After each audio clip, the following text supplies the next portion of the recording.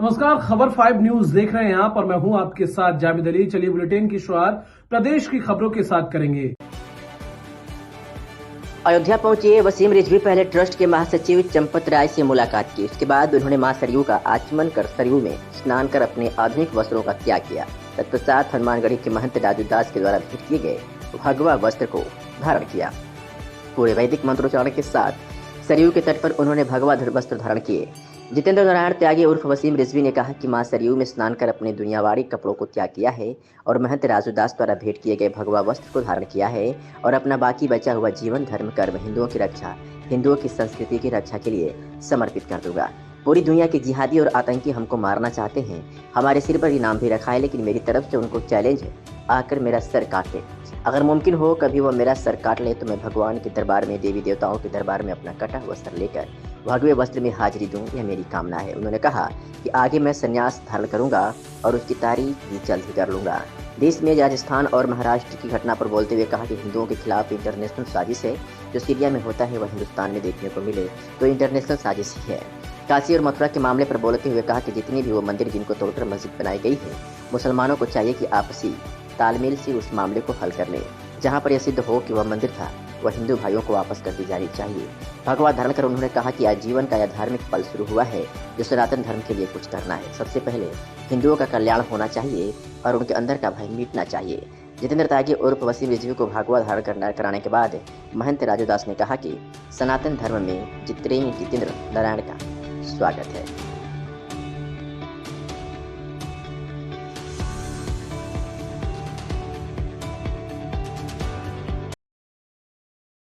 भगवा धारण क्या है, क्या इसका रीजन क्या है और आगे भी संन्यास धारण करने की आपने घोषणा की है? देखिए, आज भगवान श्री राम की जन्म नगरी में आज हमने माता सरयू में स्नान किया और उसके बाद फिर यहाँ पे अपने जो दुनियावी कपड़े थे उनको त्याग कर और भगवा धारण किया। वो भगवा हमारे राजूदास जी महाराज ने दिया।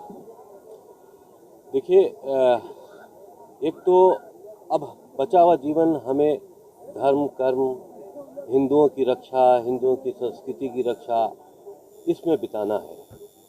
दूसरी चीज़ ये कि भगवे से एक ऊर्जा मिलती है, एक शक्ति मिलती है।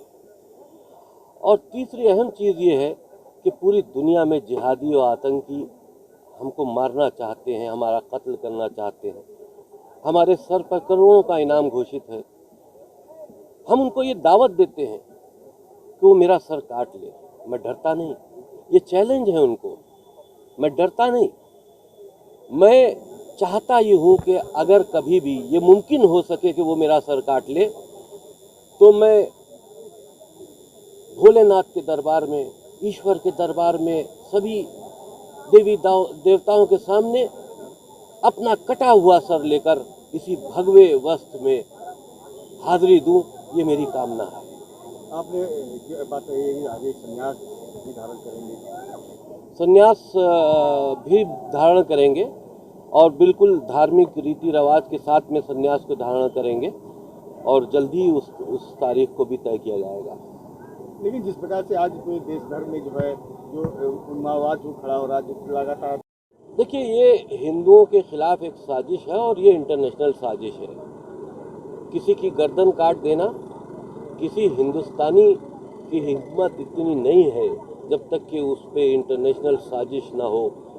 वो लोग जो इतना दर्दनाक काम हिंदुस्तान में करें जो सीरिया में होता हो और वो हिंदुस्तान में भी हमको देखने को मिले, तो हम तो बहुत दुखी हैं। हमारे समाज के लोग अगर इसी तरह से कटते रहेंगे, इंटरनेशनल साजिश पे लोग अमल करते रहेंगे, और तो यहाँ हिंदुस्तान की जो गंगा जमुना तहजीब है वो फिर कहाँ रह जाएगी। यहाँ सबको एक मेल से रहना चाहिए। ये हिंदुस्तान सबका है।